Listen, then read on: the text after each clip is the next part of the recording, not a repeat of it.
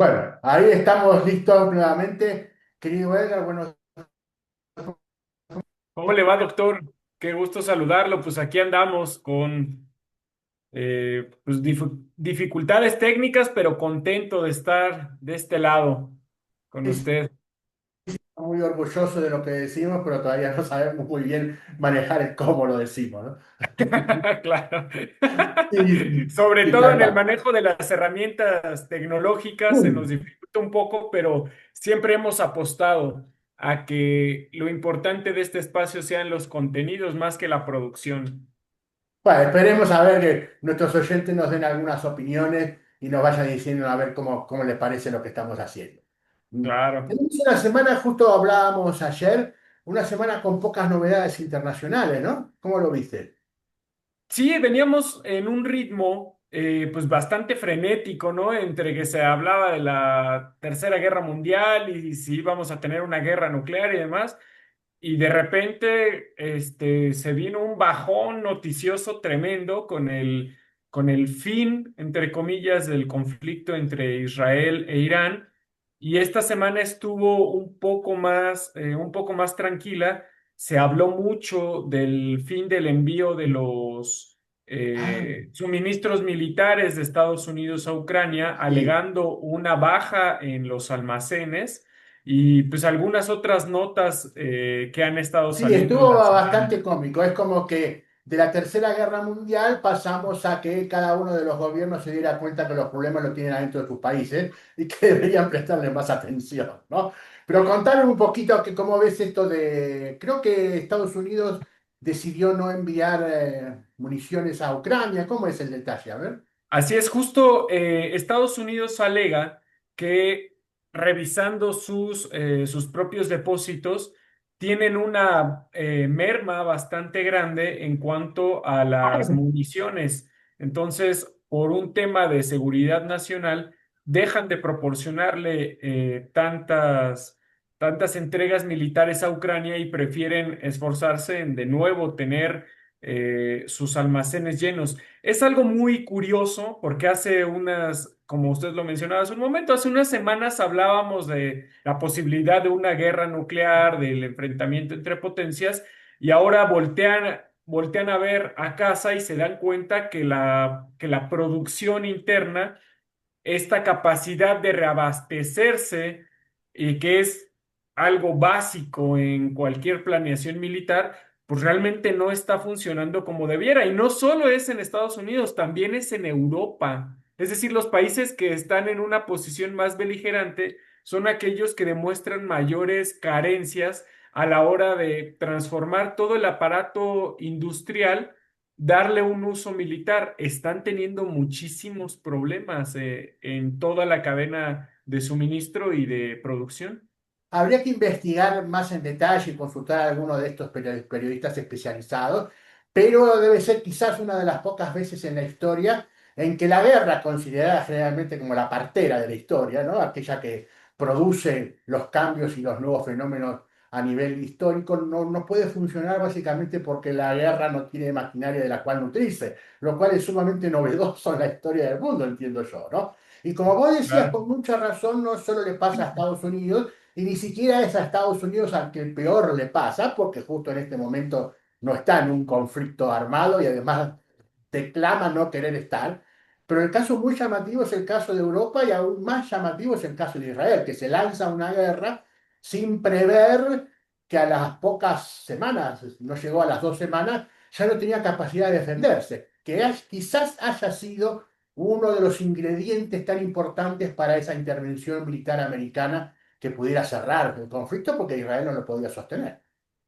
Justo, incluso las propias autoridades estadounidenses mencionaron que tuvieron que intervenir para salvar a Israel de una catástrofe, porque en la previsión militar de Israel no estaban capacitados, no tenían los suficientes almacenes para una guerra larga, cuestión que Irán afirma que ellos habían preparado durante muchos años para una guerra de desgaste que podría durar años. Lo mismo le ha pasado a Rusia, que ellos ya tienen una guerra que ya cumplió 3 años en Ucrania, en donde es una guerra por encargo de prácticamente toda la OTAN contra Rusia en el terreno de juego y que ahí se maneja mucha desinformación, ¿no? Porque todo el tiempo hemos escuchado a los grandes medios de comunicación y a los opinadores de estos todólogos hablando que Rusia realmente ha perdido la guerra porque no pudo capturar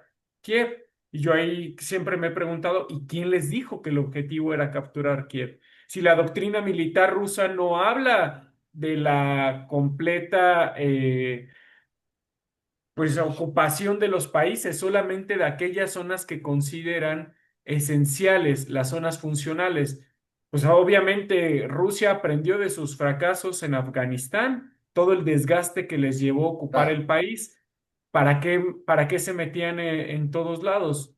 Iba a ser una guerra de fracaso y además fratricida, porque los vínculos entre pueblos, entre Ucrania y Rusia, pues son milenarios, podríamos Y es muy decirlo. llamativo que los países europeos que son más proclives a la guerra contra Rusia, como es el caso de Gran Bretaña, el caso de Alemania, el caso de Francia, no tienen capacidad para suministrar municiones a nivel suficiente de la dinámica de guerra que en realidad está propuesta por Rusia, ¿no? Claro. Rusia sí parece tener capacidad de abastecimiento de tropas y capacidad de abastecimiento de materiales. Mientras Europa, que todo el día declama rabiosamente la guerra contra Rusia, está demostrado con números, detalles, tipo de armas y demás por periodistas especializados, que no logra abastecer, no logra reemplazar la cantidad de armas que se destruyen en el frente y ni hablar la cantidad de soldados muertos por parte de Ucrania, al punto de que el gobierno ucraniano se negó a recibir los cadáveres para que no se produjera una convulsión interna importante. Hace Claro, un mes, algo así, Rusia estaba por entregar 6.000 cadáveres en camiones refrigerados en un punto y un día y hora acordado y Ucrania no lo retiró. Es una guerra muy llamativa en una situación en la cual la economía mundial se deteriora abrumadoramente y la guerra podría rescatar a la economía capitalista mundial y no hay con qué llevarla adelante. exactamente. Todo este pues paradigma creado a partir de la Segunda Guerra Mundial, en el cual la maquinaria bélica industrial reactiva a toda la economía, es el gran motor que salva a toda la economía mundial después de la gran recesión, pues parece que ahora no está funcionando, ¿no? Estados Unidos que se mete en un montón de conflictos a partir de la guerra podría seguir produciendo internamente, ahora tienen problemas internos y ni siquiera la guerra les alcanza. Sí, de todos modos, con el mismo argumento que estamos sosteniendo, podríamos decir lo contrario si lo miramos desde otro punto de vista. Vos fíjate que el que está más enfocado y certero en esta situación es Estados Unidos, que dice, no vamos a la guerra, no queremos guerra, y eso coincide con la baja capacidad material de la que dispone la industria bélica. Entonces su discurso y su situación parece estar acomodada. Europa es la que está más desacomodada, pareciera ya estar totalmente ensoberbecida en entrar en una guerra, no tiene con qué disparar, ¿no? Rusia, Irán, por el otro lado, mirando desde el otro lado, la lógica de la guerra como partera de la historia sí está funcionando. ¿Mm? Así es. No tienen interés y no se han largado a conquistas territoriales, es el caso ruso. Irán se ha defendido porque ha sido atacado primero y han logrado tener y por lo menos demostrar una capacidad de enfrentamiento bélico prolongado, aunque no haya sido un enfrentamiento en el caso de Irán que haya llevado al terreno de los territorios y el desplazamiento de tropas y demás, pero la capacidad de lanzamiento de misiles parece eterna, o sea, podría Sí, todavía seguir parecía tirando misiles. inagotable. Sí, tal cual, tal cual. Y ese fue el problema, esa fue la cuestión. Entonces, el lado supuestamente más débil de la historia es el que tiene mejor capacidad de llevar adelante la guerra hoy. Y eso que ni siquiera se ha probado a China, que es la fábrica del mundo. O sea, estamos Sí, hablando de Rusia, una potencia militar de primer orden, pero que históricamente no se ha caracterizado por tener pues un complejo industrial tan poderoso, ¿no? Irán es una potencia regional importante, pero tampoco es que disponga de toda la capacidad industrial ni las reservas, tanto de mano de obra como de recursos. Entonces, algo no está cuadrando. Estamos viendo un cambio de paradigma completo, sí. incluso en materia bélica, ¿no? Sí, De sí, lo que sí. Es veníamos, de lo sumamente que veníamos. interesante esto que estás diciendo, que estamos diciendo en relación a los pertrechos de guerra, a la guerra, incluso hasta cuestiones teóricas que se desprende de esto, para estudiar y poder ponderar mejor la situación mundial, ¿no? Les da para mucho la cuestión. China claramente, entiendo yo, no está en condiciones de entrar en una guerra de estas dimensiones todavía, porque sigue siendo un país en términos bélicos muy encerrado. No tiene Es bases una capacidad de aéreas ni bases proyección de poder, ¿no? exactamente. Entonces, no está en buenas condiciones, por más ejército que tenga. Otra cosa te quería comentar, ya dejando de lado este tema tan importante y que da para escribir tanta letra. Ahí tenemos un grave problema de inundaciones en Texas, en Estados Unidos. Un problema muy lamentable que no he visto yo que tuviera correlatos en términos de fracaso de políticas públicas o cosas así, ¿no? Sino que simplemente es un efecto devastador del cambio climático, ¿no? Exacto, hay digamos, como dos pesas y dos medidas dentro de Estados Unidos, pareciera, porque cuando fueron los incendios en California, todos los medios se volcaron pues, a criticar y a hablar en términos Tal cual. políticos Estado de toda demócrata. la situación que estaba sucediendo en este desastre. Hubo un cruce muy fuerte entre el gobernador de California, que es demócrata, con el presidente Trump, en acusaciones sobre los fondos, sobre las previsiones y demás. Y ahora que estamos viendo en Texas también una oleada literalmente pues atípica. No, hace mucho tiempo que no se hablaba de esta cantidad de agua desbordada en sus ciudades, en sus condados. Prácticamente no hay cruce político, ¿no? O No, sea, no, no hay una disputa política. no, hay al contrario una Sí, baja en la es información Estado y no clásicamente republicano, ¿no? Pero exactamente. a la hora de los números tenemos 59 muertos ya por las inundaciones que están concentradas en un lugar que es el río Guadalupe, ¿no? En 8 horas, perdón, en 45 minutos, si no me equivoco, subió 8 metros el caudal del agua, con lo cual no hubo posibilidad de avisar. Un campamento de niñas y niños se fue arrasado y es así porque hay más, entre alrededor de 15 niños desaparecidos llevados por la corriente. Un desastre, realmente un desastre muy grave para la población de Texas, ahí fronterizo con México, ¿no? Pleno desierto, y uno diría, parece que ahí no debería haber agua, pero bueno, también se inundó Ciudad Juárez hace unos días sin ninguna consecuencia en términos de vida, pero se inundó. Entonces uno dice, qué Y raro que en un Ciudad Juárez, desierto perdón, para contextualizar a nuestros amigos que nos ven en otros lugares, Ciudad Juárez es desierto, literalmente es desierto. desierto. Pero eso también nos ayuda a entender un poco de la geografía, cómo en los desiertos hay inundación. Además de que en los desiertos tenemos una ciudad de 1,5 millones de habitantes, como Ciudad Juárez, ¿no? Y es clásicamente desierto, ¿no? Apenas uno Claro, sale de Ciudad Juárez, se encuentra con el desierto casi clásico, ¿no? Incluso a las afueras de Ciudad Juárez está el desierto clásico, de arena, ¿no? sí, o Como sea, si fuera las el dunas de Sahara Samalayuca, que y es, Samalayuca, tal cual, donde se filmó la película Duna, la primera de ellas, ¿no? Hace ya varios años, ¿no? Bueno, tenemos entonces esta cuestión con el río Guadalupe ahí en Texas, muy grave y muy importante, y ya, porque se nos fue sin darnos cuenta 15 o 20 minutos, querido Edgar, quería ver si podíamos hablar de nuevos personajes que están apareciendo en la política americana que están llamando la atención. En primer lugar, no es un nuevo personaje, pero sí llama mucho la atención el gobernador de California, ¿no? A raíz de las redadas de la policía migratoria y las protestas de los mexicanos en Estados Unidos, el rol y la relevancia del gobernador Gavin Newsom ha cobrado ya dimensiones nacionales, ¿no? Para todos queda Claro. claro que su interés electoral debe ser manifiesto y si no lo es, tiene que serlo, ¿no?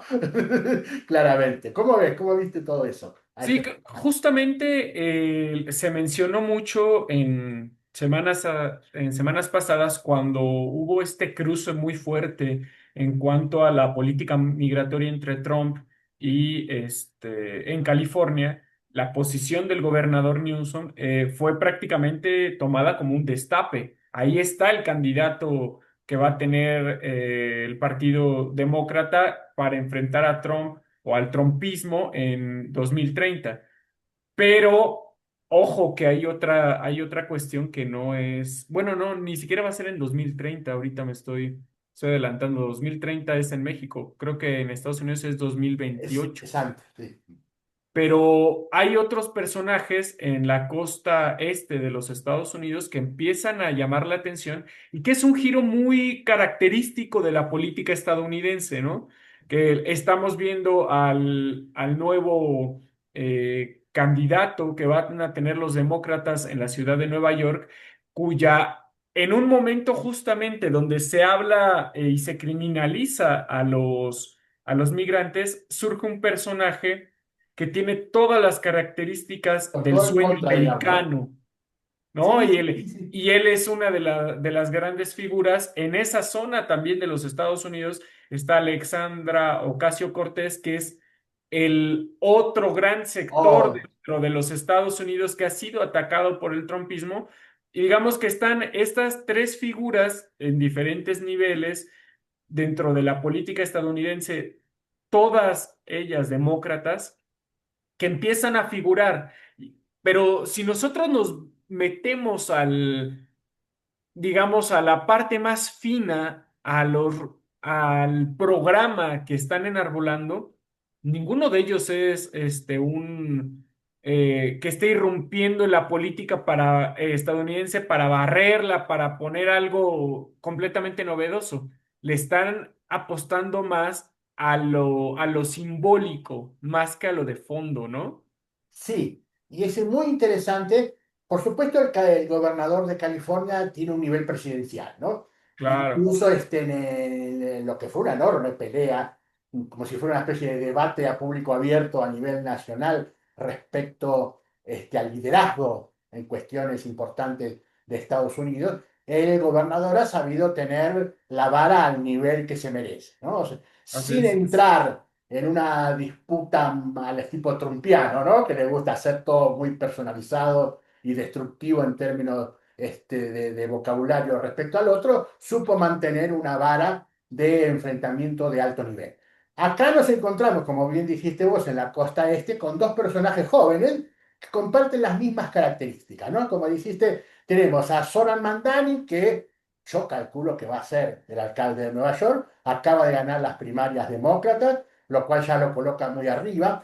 Él es hijo de la directora india Mira Nair, tan famosa y tan conocida. Es el hijo de Mira Nair, la directora de cine india. Él es entonces étnicamente descendiente de indios y además tiene apenas 33 años junto con Alexandria Ocasio-Cortez, como mencionaste, que viene de familia puertorriqueña.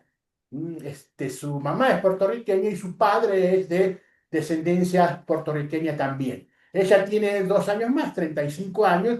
Los dos son miembros del grupo político, partido político que se llama Socialistas Demócratas de América. Es un grupo político separado que está dentro del Partido Demócrata. Eso es importante porque la agenda de ambos está cargada de lo que, bueno, en México sería el programa de Morena, ¿no? De un alto contenido social. Y por Así es. supuesto también con tintes migratorios muy fuertes. Estuvo detenido el candidato Zoran Mandani unas horas por defender a un migrante hace unos días y llamó también un escándalo nacional. Son figuras muy parecidas a lo que fue el presidente Obama, ¿no? El momento Exactamente, ese es ¿así lo el ves? punto. Sí. Así es. Así es. Ajá. Obama, que en momentos justamente donde se hablaba de las vidas negras también importan, este movimiento Black Lives Matters, surge Obama, ¿no? Pero ya en funciones, Obama realmente no marcó una diferencia muy grande entre lo que se venía haciendo y lo que él hizo. Al contrario, incluso recordar que él rescata Wall Street después de la megacrisis, el tsunami financiero de Claro, 2009. Entonces, por eso mencionaba, es algo muy característico de la política estadounidense, sí. crear este tipo de personajes que no son totalmente disruptivos, pero que sí juegan con el simbolismo de sus orígenes, de algunas banderas progresistas, porque el sistema político estadounidense es muy rígido Ajá. y está Lo que hecho en justamente. definitiva estamos tratando de demarcarle a nuestra audiencia, a la gente que nos sigue, es independientemente de lo que uno pudiera decir desde el punto de vista nuestro latinoamericano, en el cual izquierda y derecha son dos opciones ideológicas muy fuertes y Así muy es. claras, ¿no? Y no hay mucha compatibilidad de una contra otra. En Estados Unidos es al revés. En Estados Unidos hay ciertos valores, ciertos principios, cierta continuidad defendida por todos, pero en momentos de crisis esa continuidad debe ser defendida por personajes que tengan otro tinte, otro color, otra Exactamente. raigambre. Pero además entiendo yo, no sé cómo ves vos, que en este particular momento sí hay una discusión de principios. Mm. Porque la oleada trumpista y su forma de definir a Estados Unidos no es una forma históricamente viable. Estados Unidos no se construyó así, se construyó más en base a valores y principios muy democráticos, muy integradores, muy migratorios, si es que se pudiera decir. Es un país de migrantes y no puede ser otra cosa. Y por lo tanto, la democracia americana se basa necesariamente en ese tipo de grandes valores universales. Y el trumpismo agarra algunas cositas, las exacerba y Así es. quisiera dar a entender que Estados Unidos es una nación que existió siempre, ¿no?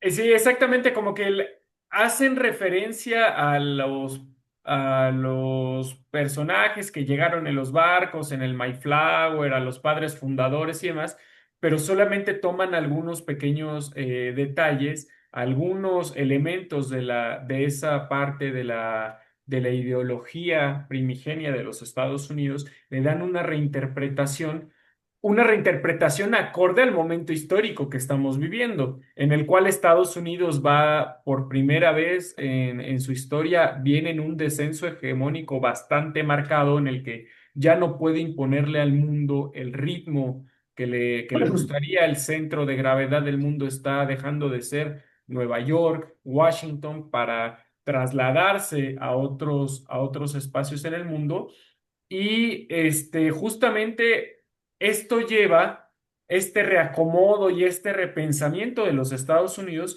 lleva a que algunos personajes surjan con y pongan en tela de juicio algunos de los valores, no de los valores fundamentales, no de los pilares, digamos, de la estructura estadounidense sobre el cual se cimenta la nación, pero sí la interpretación que se le da a ellos, ¿no? Si nosotros vemos la historia, la elección de Teddy Roosevelt podría asemejarse un poquito. Hay un candidato, no recuerdo exactamente el nombre, nuestro público seguramente lo podrá consultar, pero era un candidato de izquierda más similar a lo que podríamos encontrar en los países latinoamericanos, un progresismo mucho más parecido o mucho más identificado a lo que nosotros entendemos por izquierda en nuestros países y todo el establishment le cerró la puerta y se habla mucho de un fraude electoral que lleva a Teddy Roosevelt a ganar Sí, porque no lo podían es dejar ganar. es el muy famoso Waylon, allá en los años 30, Ah, que había sido gobernador de Indiana, si no me equivoco, y había llevado adelante un plan que luego llevaría adelante a Roosevelt como presidente, ¿no? El New Deal. claro. Y claro, la candidatura de Roosevelt se arruinaba frente a la de Waylon y por eso es que sucedió todo lo que Hay, vos hay comentás. que, hay que utilizar el aparato de Estado para frenar ese tipo de cuestiones. ¿Qué vemos con este tipo de personajes? Es la respuesta dentro del sistema a las políticas de Trump. Es muchas veces lo que nosotros podríamos denominar en nuestros países como el gatopardismo, que cambie mucho para que no cambie nada. Tal cual. Van a cambiar algunas formas, van a empezar a poner en el centro de la discusión el valor de la migración, de Exactamente. todo este tipo de cosas se van a reinterpretar, se van a volver a discutir Claro. bajo términos distintos a los que está poniendo Trump, pero no atentan contra Sí. quiero repetirlo, no atenta contra los Sí, principios de son lo que es distintas Estados formas de Unidos. representar los intereses americanos. Llamativamente, aunque la figura de Donald Trump y de su gobierno resulte odiosa en virtud de las escenas que vemos del arresto de migrantes y de muchas medidas de tipo cultural, científico y demás que toma el gobierno americano con Donald Trump lo que está haciendo es retirarse del mundo y concentrarse en la cuestión doméstica, en la economía americana, entendiendo que así es como se resucita la importancia de Estados Unidos en el mundo. Mientras que estos discursos tan atractivos, tan defensores de derechos, como el de Ocasio Cortés o el del candidato Zoran Mandani, refleja el interés de Estados Unidos de volver a ser el dueño del mundo fuera de su frontera. Entonces, es muy llamativo y muy interesante, además, que el Claro. discurso de izquierda sea el discurso de guerra en el mundo, para decirlo para que ¿no? Mientras que el discurso de derecha, más bien de ultraderecha de Donald Trump, es volvamos casa adentro, ¿no? América primero, American first. ¿Mm? Arreglemos nuestros problemas primero. Es muy curioso que el progresismo dentro de Estados Unidos hable en estos términos, ¿no? O sea, que la bifurcación sea la derecha, incluso una derecha, podríamos decir, recalcitrante en Estados La derecha Unidos, nacionalista contra la hable, ajá, sea nacionalista y la izquierda, el progresismo, globalizadora. sea globalizador. Tal cual. Es muy extraño. No, lo que sí le digo siempre a las personas con las que tenemos la oportunidad de dialogar en estos términos es que no piensen Estados Unidos como piensan nuestros Tal países. No nos parecemos en nada. La historia política de los Estados Unidos cual. no se asemeja a lo que somos en Latinoamérica. Pero No lo vamos a entender. mientras tanto, en esta discusión que graficaste muy bien entre nacionalistas y globalistas, el mundo se va dibujando así. Todavía Estados Unidos tiene la capacidad, ¿no? Como si fuera la capacidad divina de crear el mundo a su imagen y semejanza. Entonces, la forma en que Estados Unidos explica a Estados Unidos es la forma en que el mundo se va dibujando. Y el mundo básicamente está asistiendo a un enorme combate entre nacionalistas y globalizadores, ¿no? Aunque a los globalizadores no les está yendo para nada bien. Los europeos, por ejemplo, son globalizadores, ¿no? Y los Claro. nacionalistas, como el caso de Rusia, China, India, Estados Unidos, les está yendo mejor. Bueno, Pero incluso falta México. ver a quién le va mejor de todos ellos. Claro, claro, incluso el gobierno mexicano, desde López Obrador, adoptó una posición nacionalista sin salirse del marco pues, de integración con Estados Unidos, Sí, que muchas veces se confunden a veces algunos personajes y dicen que es una locura que un gobierno nacionalista de corte popular en México defienda ahora el libre comercio contra lo que hace 30 años se oponía fervientemente. Yo lo que digo es que no es per se el libre comercio, son las condiciones en un momento específico contra las cuales tienes que estar reflejando entre tu proyecto y la realidad, porque si no vas a estar viéndote en el espejo trompiano en el que tu proyecto está chocando continuamente con la realidad en lugar de moldearla. sí, sí, sí. Ahí me gustó mucho porque, así como vos lo decís, es que se puede entender la política mexicana, ¿no? Porque si no nos quedamos en los cánones viejo, izquierda, derecha para México, Claro. y no es un momento en el cual en México pudiera haber un gobierno de izquierda clásica, sería una locura absoluta, ¿no? Estados Unidos lo invade en 20 segundos. Entonces, es un equilibrio muy delicado el que tiene que llevar Claro, el gobierno mexicano, porque además las presiones de la política y de la economía doméstica son muy fuertes. México es un gran país que tiene entonces dinámicas contradictorias sumamente explosivas. Y no puede el gobierno mexicano hacer que estalle México por llevarse bien con Estados Unidos, ni puede hacer que Estados Unidos se envalentone y se enoja, ¿no?, contra México por estar demasiado preocupado por su situación interior. Entonces tiene que ser un exactamente. equilibrio que no es fácil de llevar, supongo cada mañana debe ser difícil para la presidenta, ¿no? Mm. Sí, y es esta dinámica que vemos en todos los países, aunque no en todos se remarque de las mismas formas. Pues lo estamos hablando en Estados Unidos, dentro del Partido Demócrata, que están curiosamente, los superhalcones se identificaban con el Partido Republicano y ahora se pasaron al lado demócrata y ahí están todos los superhalcones, estaban representados en el gobierno de Biden. Y estos mismos son los Claro, que están como opositores a Donald Trump, un presidente de derecha, antisistema hasta cierto punto de sí, sí, vista, dentro de la historia política estadounidense, ¿no? Entonces, hay que tener matices a la hora de analizar las cosas y ver las particularidades de cada lugar para entender cómo se dan los equilibrios tanto claro. internos como Sí, externos, sí, ¿no? sí. Fue una especie de buena clase en vez de buen programa lo de hoy.